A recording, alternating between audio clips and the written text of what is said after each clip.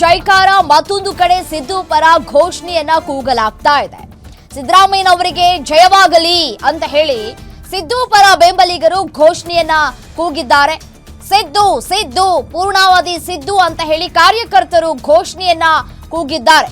DK Shivakumar ಅವರ ಪರ ಅವರ ಬಣ ಒಂದ್ ಕಡೆ ಡಿಕೆ ಅಂತ ಕೂಗ್ತಾ ಇದ್ರೆ, ಸಿದ್ದು ಬಣ ನಾವೇನ್ ಕಮ್ಮಿ ಇಲ್ಲ ಅಂತ ಹೇಳಿ ಟಾಂಗ್ ಕೊಡೋದಕ್ಕೆ ಮುಂದಾಗಿದ್ದಾರೆ. ವೇಣುಗೋಪಾಲ್ ಮುಂದೆ ಘೋಷಣೆಯನ್ನ ಕೂಗಿದ್ದಾರೆ. ಡಿಕೆ ಬೆಂಬಲಿಗರು, ಇಬ್ಬರೂ ನಾಯಕರ ಬೆಂಬಲಿಗರಿಂದ ಜೈಕಾರ ಪಾಲಿಟಿಕ್ಸ್ ಮುಂದುವರಿತಾ ಇದೆ.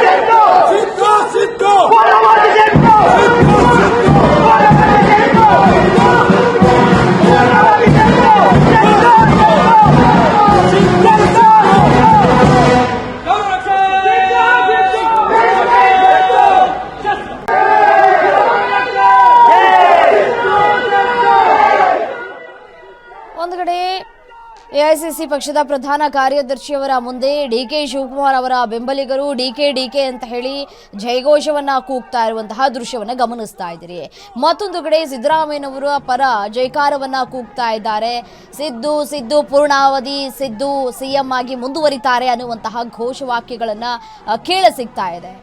ಒಂದು ಕಡೆ ಏರ್ಪೋರ್ಟ್ನಲ್ಲಿ ಬಂದಂತಹ ಸಂದರ್ಭದಲ್ಲಿ ನಡೆದಿರುವಂತಹ ಘಟನೆ ಇದು. ಈಗ ಇಬ್ಬರೂ ನಾಯಕರ ಬೆಂಬಲಿಗರಿಂದ ಜೈಕಾರದ ಪಾಲಿಟಿಕ್ಸ್ ಮುಂದುವರಿತಾ ಇದೆ. ನಾವು ಅವ್ರಿಗಿಂತ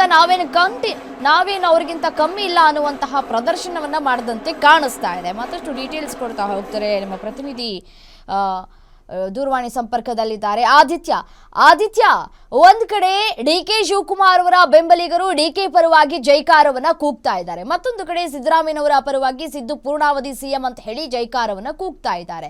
ಕಾಂಗ್ರೆಸ್ನಲ್ಲಿ ಈ ಹೈಕಮಾಂಡ್ ನಾಯಕರು ಒಂದು ಸಂದೇಶ ರವಾನೆ ಮಾಡೋದು ಅದಕ್ಕೆ ನಾವು ಬದ್ಧ ಅಂತ ಹೇಳ್ತಾರೆ. ಬಟ್ ಆದ್ರೆ ಕಾರ್ಯಕರ್ತರು ಬೆಂಬಲಿಗರು ಮಾತ್ರ ಅದನ್ನ ಮನದಲ್ಲಿ ಇಟ್ಕೊಳ್ಳುವಂತಹ ಕೆಲಸಗಳನ್ನು ಮಾಡ್ತಾ ಇಲ್ಲ ಅಂತ ಕಾಣಿಸ್ತಾ ಇದೆ. ಖಂಡಿತವಾಗಿಯೂ ರಮ್ಯ, ಯಾಕಂತ ಹೇಳಿದ್ರೆ ಏನು ರಾಜ್ಯ ರಾಜಕಾರಣದಲ್ಲಿ ಕಳೆದ 2-3 ತಿಂಗಳಿಂದ ಬೆಳವಣಿಗೆ ಆಗ್ತಾ ಇದೆ. ಸಿಎಂ ಪಟ್ಟ ಯಾರಿಗೆ ಅಂತ ಹೇಳುವಂತಹ ನಿಟ್ಟಿನಲ್ಲೂ ಕೂಡ ಚರ್ಚೆ ಆಗ್ತಿದೆ. ಈ ನಿಟ್ಟಿನಲ್ಲಿ ಈಗ ಈ ಚರ್ಚೆ ಕರಾವಳಿ ಭಾಗಕ್ಕೆ ಬಂದಿರುವಂತದ್ದು. ಕರಾವಳಿಯಲ್ಲಿ ಇವತ್ತು ಖಾಸಗಿ ಕಾರ್ಯಕ್ರಮದ ನಿಮಿತ್ತ ಸಿಎಂ ಸಿದ್ದರಾಮಯ್ಯನವರು ಕೂಡ ಭಾಗಿಯಾಗಲಿದ್ದಾರೆ.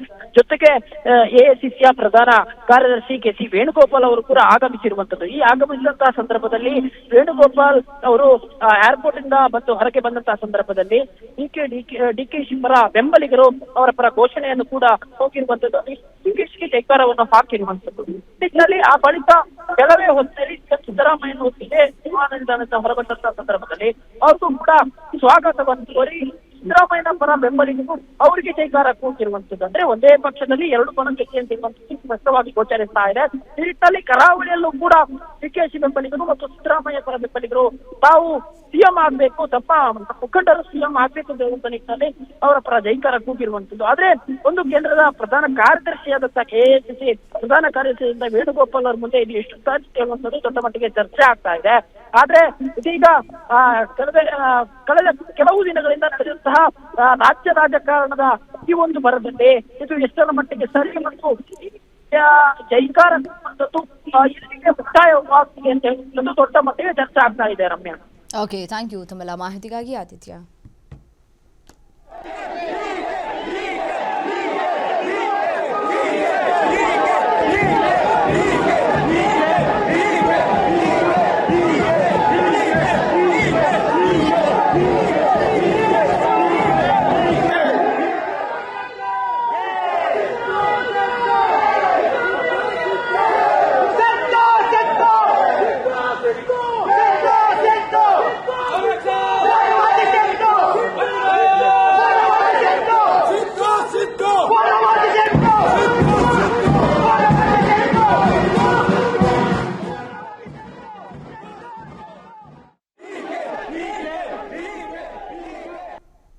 ದೃಶ್ಯಾವಳಿಗಳಲ್ಲಿ ಗಮನಿಸ್ತಾ ಇದ್ದೀರಿ ಡಿ.ಕೆ. ಶಿವಕುಮಾರ್ ಮತ್ತೆ ವೇಣುಗೋಪಾಲ್ ರವರು ಕೂತು ಮಾತನಾಡ್ತಾ ಇರುವಂತಹ ದೃಶ್ಯವನ್ನ ಗಮನಿಸಬಹುದಾಗಿದೆ. ಒಂದು ಕಡೆ ಎಐಸಿಸಿ ಪ್ರಧಾನ ಕಾರ್ಯದರ್ಶಿ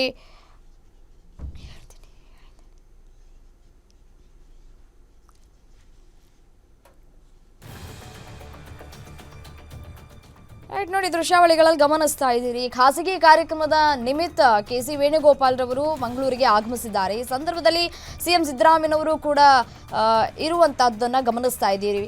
ಒಂದೇ ವಿಚಾರಕ್ಕೆ ಸಂಬಂಧಪಟ್ಟಂತೆ ಈಗ ರಾಜ್ಯದಲ್ಲಿ ಸಾಕಷ್ಟು ಚರ್ಚೆಗಳಾಗ್ತಾ ಇದೆ. ನಾಯಕತ್ವ ಬದಲಾವಣೆ ವಿಚಾರಕ್ಕೆ ಸಂಬಂಧಪಟ್ಟಂತೆ ನಿನ್ನೆಯಷ್ಟೇ ಬ್ರೇಕ್ಫಾಸ್ಟ್ ಮೀಟಿಂಗ್ ಅನ್ನ ಮುಗಿಸ್ಕೊಂಡಿದ್ದಾರೆ ಸಿಎಂ ಸಿದ್ದರಾಮಯ್ಯನವರು.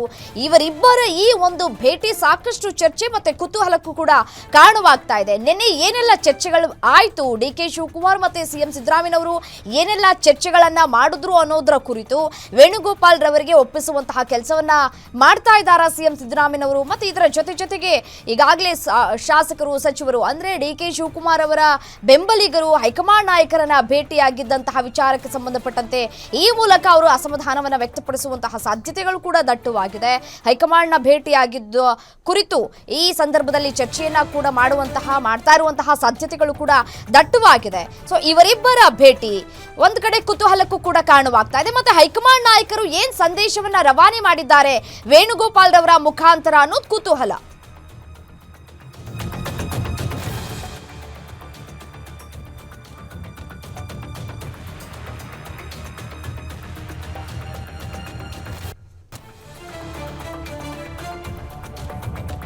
ಸಿಎಂ ಸಿದ್ದರಾಮಯ್ಯನವರ ಜೊತೆ ವೇಣುಗೋಪಾಲ್ ರವರು ಬಿಸಿ ಚರ್ಚೆಯನ್ನ ಮಾಡ್ತಾ ಇದ್ದಾರೆ.